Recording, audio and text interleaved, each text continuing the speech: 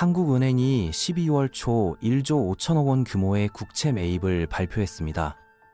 돈을 시장에 풀면 당연히 금리가 내려가야 하는데 이상하게도 금리는 오히려 급등했습니다. 10년물 국채 금리가 3.4%를 넘어섰거든요. 이건 단순한 시장 변동이 아니라 우리 금융 시스템에 뭔가 심각한 균열이 생겼다는 신호입니다. 중앙은행이 돈을 쏟아붓는데도 금리가 치솟는다면 이건 시장이 한국 경제를 불신하기 시작했다는 뜻이거든요. 오늘 이 이상한 현상이 왜 일어났는지, 그리고 앞으로 우리에게 어떤 위험이 닥칠 수 있는지 차근차근 이야기해 보겠습니다. 먼저 10년물 국채 금리 추이를 보면 작년에 한국은행이 기준금리를 2차례 인하했을 때는 예상대로 국채 금리도 쭉 떨어졌습니다. 올해 4월에는 2.58%까지 내려갔죠. 그런데 그때부터 뭔가 이상한 일이 벌어졌습니다.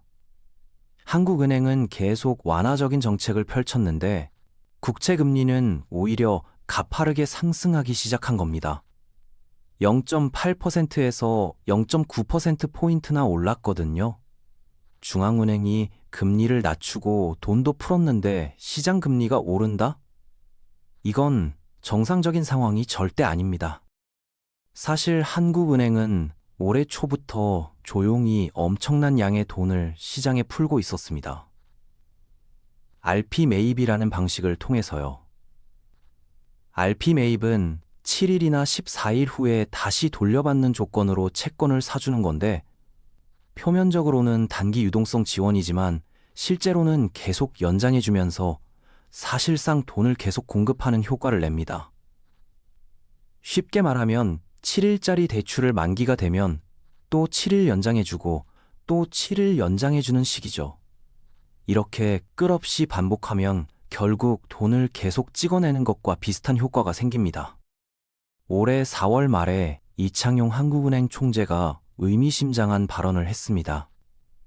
우리도 선진국들처럼 양적 완화를 도입할 수 있을지 고민해야 할 시점이라고 말이죠. 그때 여론의 반발이 상당했습니다. 원화는 달러나 유로처럼 국제통화가 아니잖아요. 국제통화도 아닌데 함부로 돈을 찍어대다가는 터키나 아르헨티나처럼 통화 가치가 붕괴될 수 있다는 우려가 쏟아졌거든요.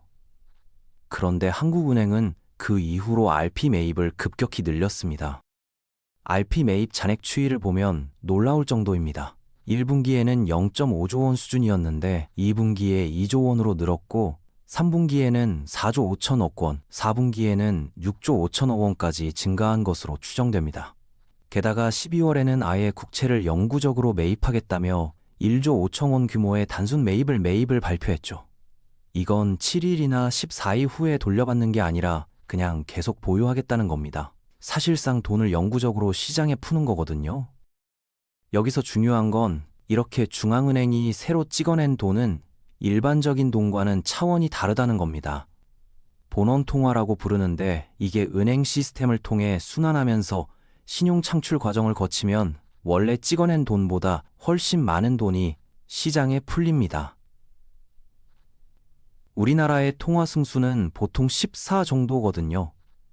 보수적으로 10을 적용해도 RP 매입 6조 5천억 원과 단순 매입 1조 5천억 원을 합친 8조 원은 결국 80조 원에서 112조 원의 유동성을 공급한 효과가 있습니다. 이렇게 막대한 돈이 풀리면 어떤 일이 벌어질까요?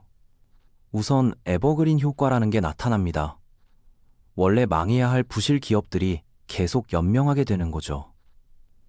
특히 PF 대출을 받은 부동산 프로젝트들이 그렇습니다. 본래라면 자금 회수가 어려워서 청산해야 하는데 한국은행이 계속 돈을 풀어주니까 조금만 더 버티면 되겠지 기대를 갖게 만드는 겁니다. 은행들도 한국은행이 결국 구제해 줄 거라는 믿음 때문에 대출 회수를 미루고 있고요. 그리고 당연히 환율이 올라갑니다. 원화를 엄청나게 찍어냈으니 원화 가치가 떨어지는 거죠. 지금은 외환 보유액으로 1,470원대에서 억지로 묶어두고 있지만 시장의 압력은 계속 커지고 있습니다. 부동산 가격도 급등할 수밖에 없습니다. 서울 주요 지역의 주택 공급은 1년에 기껏해야 2%에서 3% 정도 늘어나는데 통화량은 지난 4년간 15%에서 21%, 1%나 증가했거든요. 정부가 아무리 대책을 내놔도 돈의 공급이 압도적으로 많으니 집값을 잡을 방법이 없는 겁니다. 그런데 가장 이상한 건 바로 금리입니다. 돈이 넘쳐나면 돈의 가치, 즉 금리가 떨어져야 정상인데 오히려 올랐거든요. 이게 지금 한국 경제의 핵심 문제를 보여주는 거울입니다. 왜 이런 일이 벌어진 걸까요? 첫 번째 이유는 외국인 투자자들의 불신입니다. 한국은행이 비상조치도 아닌데 상시적으로 이렇게 막대한 돈을 푸는 걸 보고 외국인들이 한국 금융시장에 뭔가 심각한 문제가 있나 라고 의심하기 시작한 겁니다. 원화와 한국 국채에 대한 신뢰가 흔들리면서 더 높은 금리를 요구하게 됐죠. 두 번째로는 인플레이션 우려입니다. 이렇게 돈을 풀면 내년부터 물가가 본격적으로 오를 텐데 그럼 실질 수익률이 마이너스가 되니까 더 높은 명목 금리를 요구하는 겁니다. 세 번째는 기간 구조의 문제입니다. RP 매입은 단기 금리를 낮추는 효과가 있지만 장기 국채는 직접 매입하지 않으니까 장기 금리는 오히려 급등했습니다. 그래서 한국은행이 결국 국채 단순 매입이라는 카드를 꺼낸 건데 이것조차 시장의 불안을 잠재우지 못하고 있습니다. 12월 8일에 1조 5천억 원 매입을 발표했는데도 다음 날 금리가 더 올랐으니까요. 도대체 왜 한국은행이 이렇게 무리한 정책을 펼치게 됐을까요? 모든 게 2022년으로 거슬러 올라갑니다. 당시 미국과 유럽을 비롯한 전 세계가 금리를 올리고 구조조정을 하고 있었습니다. 그런데 한국은행은 반대로 갔습니다. 송파구에 대형 재건축 단지 문제가 터지면서 이걸 살리기 위해 막대한 유동성을 공급한 겁니다. 다른 나주카들이 긴축하는데 우리만 돈을 풀었으니 그 여파가 얼마나 컸겠습니까? 그 결과 재건축은 성공했지만 엄청난 부작용이 생겼습니다. 강남 부동산 가격이 폭등했고 더 심각한 건 PF 대출 부실이라는 고질병이 악화됐다는 겁니다.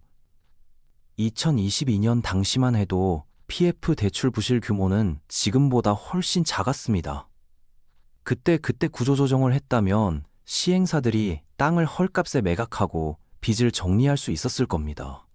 그리고 우량 건설사들이 그 땅을 인수해서 지금쯤이면 공사를 마치고 입주까지 끝냈을 거고요. 그런데 한국은행이 돈을 계속 풀어주니까 시행사들이 착각을 하게 됐습니다. 조금만 더 버티면 금리가 내려가고 경기가 살아날 거야. 그때 우리가 직접 사업을 완료하면 대박이야.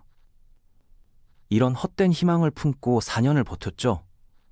그 사이 갚지 못한 이자가 눈덩이처럼 불어나면서 이제는 완전히 회생 불가능한 좀비 상태가 됐습니다. 지금은 금리가 내려가고 공사비가 낮아져도 사업을 시작할 자금 자체가 없어요. 4년 동안 희망 고문을 하면서 회사가 완전히 거덜났거든요. 이 부실의 증거가 바로 금리 급등입니다. 한국은행이 아무리 돈을 풀어도 PF 부실 기업들이 그걸 다 흡수하고도 모자라니까 시장에서 금리가 치솟는 거예요. 채권시장 참가자들이 한국 금융 시스템을 믿지 못하고 있다는 뜻입니다. 그렇다면 앞으로 금리는 어떻게 될까요? 연말까지는 계속 불안정할 겁니다. 2026년 초가 되면 약간의 희망이 있긴 합니다. 국민연금이 다시 국내 채권을 매입할 여력이 생기거든요. 국민연금의 국내 채권 투자 비율이 23.6%인데 연말 결산을 맞춰야 하니까 지금은 추가 매입이 어렵습니다. 하지만 새해가 되면 다시 여유가 생기겠죠. 문제는 국민연금이 떠받칠 수 있는 규모가 한계가 있다는 겁니다. 2026년 국민연금 보험료 수입이 67조 원 정도로 예상되는데 이 중 절반은 해외 투자에 써야 하고 국내 채권에 투자할 수 있는 돈은 전체의 4분의 1 정도밖에 안 됩니다. 한국은행이 풀어댄 80조 원 이상의 유동성을 감당하기에는 턱없이 부족하죠. 게다가 원화 환율과 주가까지 국민연금이 떠받치는 구조가 되면 외국인들이 이걸 눈치채지 못할 리가 없습니다. 결국 몇 달 정도 버티는 게 고작일 겁니다. 2025년 우리나라 부동산 가격이 급등하고 주가도 선방한 건 한국은행의 막대한 유동성 공급 덕분입니다. 하지만 그 대가로 환율이 크게 올랐고 원화 가치는 바닥으로 떨어졌습니다. 국민연금과 외환보유액으로 환율을 방어하고 있지만 이게 우리의 가장 큰 약점이 됐죠. 지금 한국은행이 하고 있는 건 PF 대출 부실이라는 고문, 상처에 두꺼운 연고를 발라서 당장 보이지 않게 만드는 것뿐입니다. 하지만 이 돈의 홍수가 댐을 무너뜨리는 순간 지금까지 풀었던 돈이 전부 독으로 돌아올 겁니다. 그 신호는 환율에서 가장 먼저 나타날 거고요. 위험의 예고편은 이미 나와 있습니다. 금리가 2.58%에서 3.41%로 뛰었고 한국은행이 돈을 더 찍겠다고 발표했는데도 오히려 금리가 올랐습니다. 진짜 위험 신호는 환율 방어선이 무너지는 순간 터질 겁니다. 지금 우리에게 남은 시간은 외환 보유액과 국민연금으로 환율을 지키는 동안뿐입니다. 이 귀중한 시간에 구조조정을 해야 하는데 지금처럼 돈만 찍어서 오늘 하루만 넘기는 방식으로 버틸 수 있을까요? 2022년에 진작 구조조정을 했어야 했습니다. 송파 재건축 하나 살리겠다고 시작된 이 악순환을 지금이라도 끊어내지 못하면 문제는 결국 수면 위로 드러날 수밖에 없습니다. 적자 재정으로 환부를 덮기만 하는 게 아니라 지금이라도 고분 부분을 절개해서 도려내는 고통스러운 수술이 필요한 시점입니다.